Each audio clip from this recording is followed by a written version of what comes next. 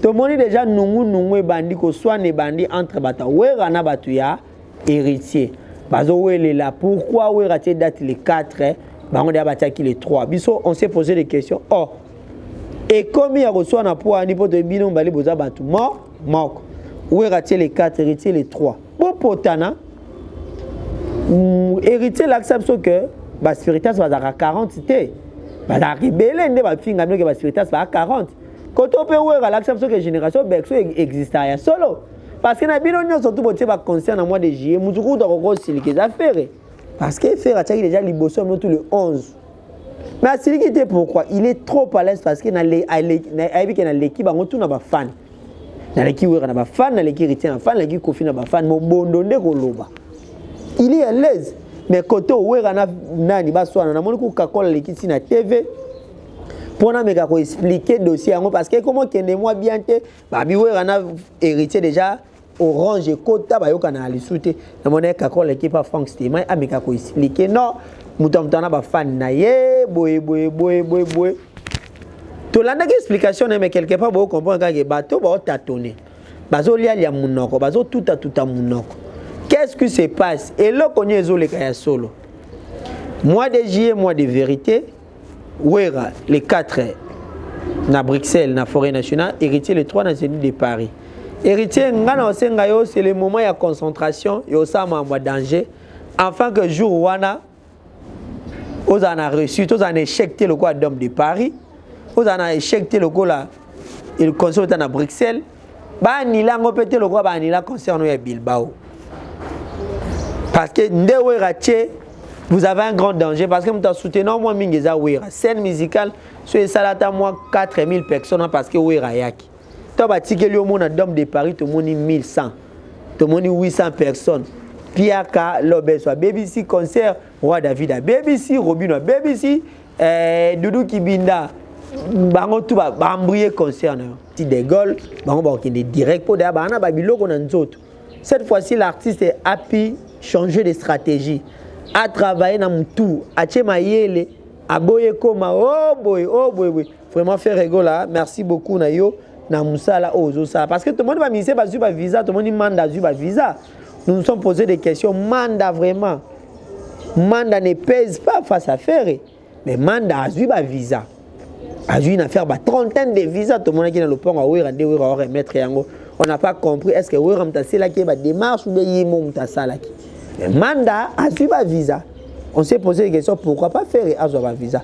Autre fois, on a Manda à l'Obana TV que non, à toute autorité, moi, on ni concert à solidarité, mais na poto biso to za quitté. Autorité na yo za na réseau te on va faire ça avec ça qui invitation. Faire tant ba premier qui visa, il y a eu des dossiers deux fois ba LGBT bébé bimaki. Les gens se sont posé des questions. Ah, faire à Kiron, on va faire ça qui est visa. Merci beaucoup à tous les abonnés de Tariq Ngango officiel. Vous êtes partout dans le monde entier. Ça a toujours été un grand plaisir pour nous. À chaque fois que nous venons vous informer sur les informations culturelles de la République démocratique du Congo, mais également il y a le monde entier. Vous êtes branchés sur Tariq Ngango officiel, comme je viens de vous dire. Bonjour, bonsoir. Ça dépend de l'heure à laquelle vous allez capter cette émission à Kinshasa, capitale de la République démocratique du Congo, là où nous nous sommes montrés de tourner cette émission, les actualités culturelles de la République démocratique du Congo. Vous savez que cette année 2026 est une année riche en événements. Déjà, les événements qui se pointent à l'horizon, fait rigoler déjà c'est 14 mars, dans le niveau d'Afrique du Sud pour un concert live acoustique. Le 4 avril, à Accor Arena, un concert tellement entendu par les Gauloises et les mouvements de la bonne musique parce que Ferregola sera le 6e artiste de prester dans ces salles après Kofi, Wera, JB, Papa Wemba, Fali, faire le 6e, et Obetana Salle Wana. Et puis, on va parler des 2 concerts de Fali pour le nouveau stade de France, les 2 le 3 mai, et le 24 avril, Zaiko Langalanga, dans niveau, il y a Zénith de Paris, le 3 juillet, Héritier Watana, Zénith de Paris, le 4 juillet, Werason, hier, à la Forêt Nationale à Bruxelles, le 11 juillet, Ferré, na Cooper Box Arena de Londres, le 12 juillet, Kofi Olomide dans le stade Roi Bordeaux de Belgique, et puis le 3 octobre, Inosbi Azana Arena Grand Paris, on a une date pour le moment. Entre-temps, la date est en pleine gestation, musicien. Vous avez compris qu'il y a tellement de dates année Oyo 2026. Et ça, année on a Ekabola Bitumba. Ekabola Bitumba, pourquoi? Moutuna mutarola ça ma kasi na par rapport à ba fan. Yo zana ba fan to goyeba ba nombre ba fan na yo le jour J. Ozana ba fan combien ba goyeba na jour wana. Raison pour laquelle on bengango Ekabola Bitumba parce que mutako diembela na ba fan na baninga cette fois-ci azate. Tout le monde a se basé na ba fan na ye mutu nyonso a rocha espoir na ba fan na ye ngana zana ba fan be ngaza ba fan be. To comment cette année. Merci beaucoup à Nabino tout. Vous abonnez massivement sur Taringang officiel. Vous likez, vous partagez ma vidéo. Et ça, là, bien. Faire là, le 14 mars, Nakati, Afrique du Sud, en Afrique du Sud. Déjà, promotion à Moussouni, na mon promotion à Nene. Vous avez bendana, vous avez ba Cape Town, vous avez ba Durban, vous avez ba Cap, na mon ba te béni pour déplacer. Pour vous na Johannesburg, est-ce que Vénémé et ça, la mabata Pretoria, puis Balongwa qui n'a mis un South Afrique, parce que Ferrego là, l'artiste est Aozanabino. C'est un artiste Oya, qui est un showcase, qui est un nganda, qui est un nganda mabokete, avec une salle, bien sûr que la salle elle est un peu petite par rapport. Il y a la configuration au fur et à mesure, on bêta 20 000, 15 000, 8 000. Dans la salle, il y a 1100 places. 1100 places. Mais au wapi, coup est un peu l'écolo, concert VIP bien. Hein, bah tout le monde a la bonne musique. Tout Kutanawana le 14 mars na South Africa, na Johannesburg. C'est un moment inoubliable au fait rigoler au pays Sabino. Boebi l'artiste là se comporte c'est parmi le meilleur de sa génération. Il y a Mukolo, au pays Sabino banzembo tout beaucoup linga. Entre-temps, le 4 avril l'événement le plus attendu au Bagolo tout va là. Hein, l'événement vraiment le plus attendu tout va parce que Ferrego là sera le 6e artiste à Robert dans la salle ya Munene wana Accor Arena 20 300. 20 300 ce n'est pas la moindre des choses. Et le Munene. Et le Munene 20 300 allez-y comprendre 20 300 blaguité. Dans Ferrego là, déjà, nous sommes arrivés à la dernière ligne droite il y a événement. La ligne Yasuka. C'est le moment. C'est le moment de recevoir billets. C'est le moment d'enregistrer les complets, les sold out. Enfin que jour wana, Mamouza a toujours quitté. Gauloise, vous êtes partout dans le monde entier. Au Roya concert wana, réservez déjà billets na yo. Somba billets. Somba billet, réservé hôtel, voiture, vous avez déjà congé dans Moussala pour vous à la fête. Vous avez fête à Mounene.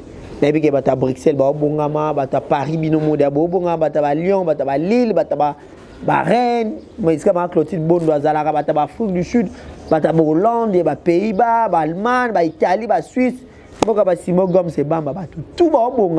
enfin que jour une soirée inoubliable.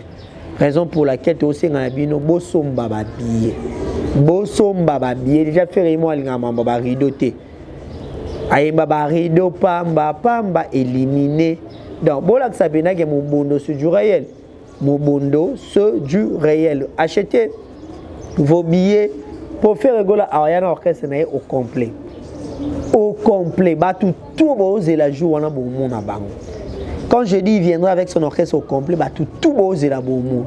Bon monde à Marc House, bon monde à Yaïlouz, bon monde à Moana Congo, bango tout bon monde avant parce que Makambo est déjà bien, faire happy, brisé, bacal, barrière tout bâti là qui l'artiste a bouki yango. Déjà le 24 Ozana Athènes. Pour un concert VVIP au API sur invitation, il y a ambassade, il y a République démocratique du Congo, la Grèce, la Chypre. Pas bénéficier dans le cadre, il y a mois dédié à la femme, mois des droits à la femme. Ferrego la Aza invité pour un concert VIP. Il paraît que l'artiste va voyager avec les groupes. Déjà les groupes, il y a un groupe Moussou Soubao, je dois visa à Grèce. Selon les infos que toi, Nango, bake Grèce bala moko bake basisi concert wana baye Paris ne ba tout chemin mène à Rome na place ba pima visa ça l'avait déjà fait. Il a cherché des voies et moyens enfin que a servi population a servi bagola parce que la première fois ba mise barata candidat Arena, deuxième fois raté ING Arena, troisième fois bah ça fait rata Yomoko. Une fois échoué, deuxième fois, troisième fois tu veux changer des méthodes soit koluka bah stratégie mususu enfin que aux ba visa. Je crois que l'artiste bah échec wana des concerts au salaire qui était et servi les sons. Cette fois-ci l'artiste a travaillé autrement les informations dans nango et puis sur bandego de bazwa qui va battre na bango bazwa qui va battre mais selon les informations des hommes battent à Grèce. Ils seront à Grèce pour le concert le 24 mars.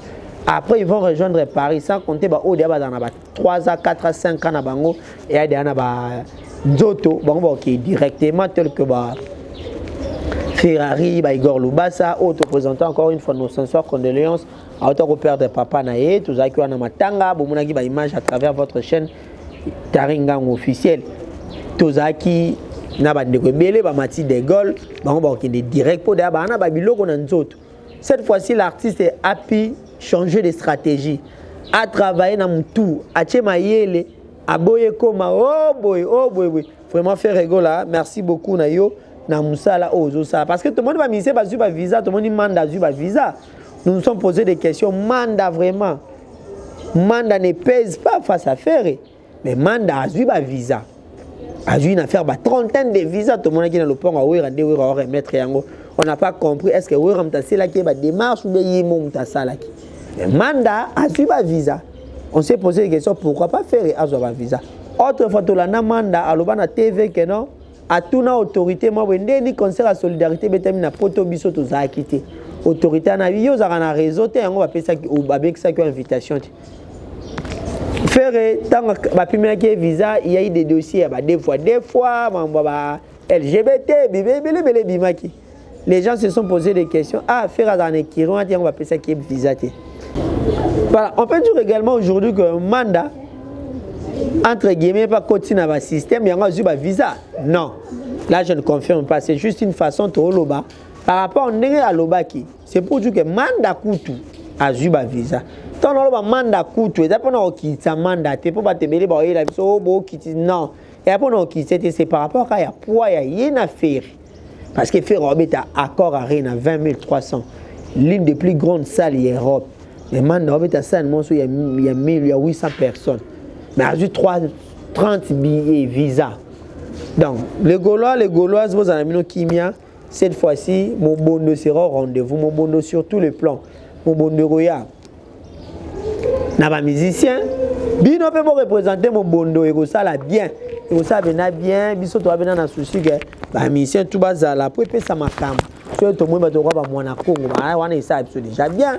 Ma marque surtout que c'est les directeurs artistiques de l'orchestre des fois à zang ba concert à miner les ça la bien té na CV na EP ils ont joué ils ont senga bena makambo za la bien enfin encore bon tu ça bien biso to pe sibino kaka longonia merci beaucoup continuons sommes ba billet mambo za la bien. Parlons également de ces mois de juillet, mois de turbulence, soit mois de vérité pour moi.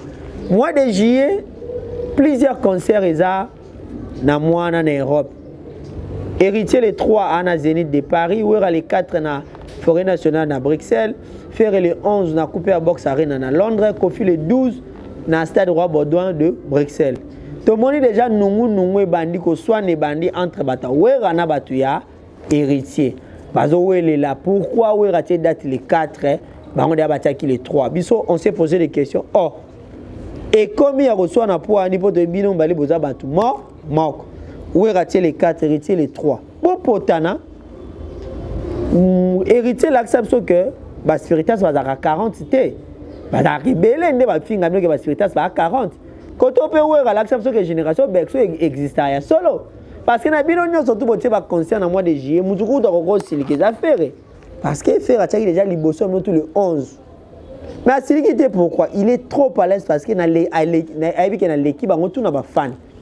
naleki wera na ba fan naleki héritier na fan naleki Kofi na ba fan mo bondonde koloba il est à l'aise mais côté wera na nani ba swana na moni ko kakola leki na TV pour na meka ko expliquer dossier yango parce que comment kende moi bien te ba bi wera na héritier déjà Orange et Kota ba yoka na alisute na moni kakola leki pa Frank Stéma a meka ko expliquer non mutamtana ba fan na ye boye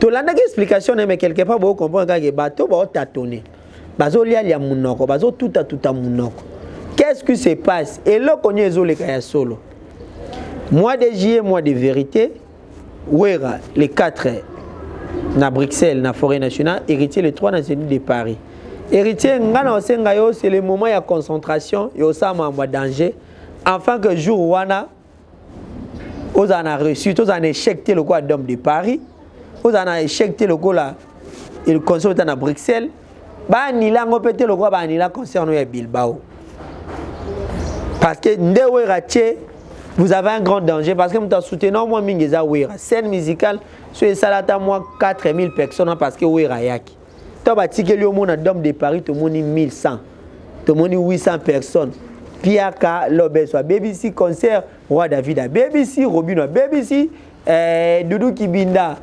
bango tout ba embrouiller concert cette fois-ci wera ozalate wera nandoule non seulement ozata nandoule ba fan fidèle ya wera ba ozay pas wera so yo ba fan fidèle le photo mona bango les jours là dans makambo ezali c'est le moment na place au kota na distraction ya ba kulun ya wambri ya mbatu c'est le moment où on se concentre même sur le plan spirituel concentre-toi parce que vous êtes l'avenir il y a musique il y a lobby tant va faire na ba fali ba ozal souté bino de bo remplacer bango c'est ça Kofi Olomide le 12 dans le stade Roi Baudouin de Bruxelles. La question est ça. Kofi Olomide. Photo Sabena Pemba. Sera-t-il dans la mesure dans le stade Roi Baudouin de Bruxelles? Parce que le stade Roi Baudouin c'est 86 000 places selon le mot Kofi Olomide. Déjà, tu as le 11. Alors le 11 mois, c'est parce que Ferro est à Londres. Balongo il va le 12. Les 12. Est-ce que Toyo comme le Mtokutana na hippodrome de Vincennes parce que qui Kofi à l'élo, ce n'est plus le Kofi d'autres fois. Ce n'est pas le Kofi il y a les années antérieures. Kofi à l'élo, c'est un Kofi affaibli, c'est un Kofi diminué.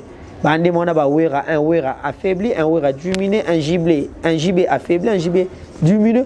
Bah ça souvenir bateau bana ba top bazé na ngwana te. Ba fan na bango pe belé ba koli, ba fan na bango pe belé. Ba lembi belé pe ba kufi ba fan na bango. Bazé sou ba Kofi hôtel Robeta 86 000 places pour Nangai. Je crois que c'était une erreur de la part de Grand Moupao. Certes, il va fêter ses 70 ans d'anniversaire, mais je trouve que l'enceinte elle est un peu trop pour na Kofi Olomide. Sur scène en Senga, na Kofi Olomide a multiplié promotion. Si ça déjà 4 rideaux pour na 4. Parce que 86 000 places au Liaï. Surtout que Kofi effectif et banali souté car c'est la terre pote comment ba tutu bakina ba pote ba mutazonga zate koto na gishase est-ce qu'on met malisu sous mutu. Ce sont des questions que nous sommes en train de se poser. Vraiment mois de juillet un mois au wapi on aura à boire et à manger. Tout le monde a ba mpiaka, tout le monde a ba plainte, tout le monde a ba gaffe, tout le monde a tout le monde on a mois de juillet. Et puis Inos Bi, le jeune leader, lui, il va clôturer pour l'instant, la date est déjà officielle, le 3 octobre, à Arena Grand Paris. Arena Grand Paris, une salle que Werasson nous a fait découvrir. Au Wapi, il y a une capacité à 8000 places. Inos Bi, à Boykokena, ne bandeko na ba Kenda, ba la Cigale, ba la République, ba Maribel. Il y a une salle, un casino de Paris, une salle à 8000. Pour là que ça va on que ngana bino tous à niveau mon côté tout par rapport à bas aux différences yena. Inos Bi, grosse force à toi, grosse force à vous. Innocent Baloumé, to Pesio Bena courage à Makassi, vous êtes la fierté ya mboka na biso, vous êtes la fierté ya jeunesse parce que ce total inde inonce bien bandaki nande azomata le vent en poupe. Nous devons acclamer, nous devons dire félicitations à l'artiste et surtout qu'il est bien entouré, il est entouré par les professionnels. L'avantage est également le professionnel qui les entoure, basé sur un membre de la famille. Et vraiment, félicitations à Inonce Bi. La billetterie, je crois que le jeu Fongwami, ou non Fongwami, nous on sera là toujours pour parler de ça. Félicitations à lui, courage à lui. Bah, Griffe Nyon sur le monde entier. Le rendez-vous est Pessami le 3 octobre na Arena Grand Paris. Inonce Bi Boyatobi na ba yo pe ba pesa yo toka ba love ya RS toka ba nzembo kitoko toka ba nzembo tout ayemba ya bien ba Achour et kosala biso bien. Entre-temps, la musique congolaise est au rendez-vous sur le grand salle na niveau ya poto. Non, rappelez Binondi et Banda, fait rigoler le 4 avril na encore Arena, Zaiko Langalang avec Vejosa Nyoka Longo le 24 avril. Dans Zénith de Paris, Fali pour parler le 3 mai dans le Stade de France. Héritier Watanabe le 3 juillet, Zénith de Paris. Ouerasson le 4 juillet, Forêt Nationale à Bruxelles. Ferregola le 4 juillet, Cooper Box Arena à Londres. Kofi Olomide le 12 juillet, à Stade Roi Baudouin de Bruxelles. Et puis Inonce Bi le 3 octobre à niveau à Arena Grand Paris. Merci beaucoup. Nabino non surtout pour la émission. Balobi mingi Amani Group. Amani Group, agence de voyage sur net. Agence de voyage à solo où ils ont aidé bandeko pour na ba démarche union surtout à voyage. Aux a besoin que Canada, États-Unis, Schengen, Amani Group a eu na Chelibiso offre ya traitement visa Canada 39 jours. Traitement visa Canada 39 jours nulle part ailleurs. Oye na document na yo, même chose dans un profil 0. Kende, on va créer un profil pour toi. Ça les lieux démarche surtout il y a la fiabilité, l'assurance, la sécurité et puis la confiance les anakati ya Amani Group. Tozawana, ba numéro affiché au bas de l'écran. Bobenga toso la mambo bien. Merci beaucoup à vous tous, restez branchés sur Taringang officiel. On se voit prochainement. Merci.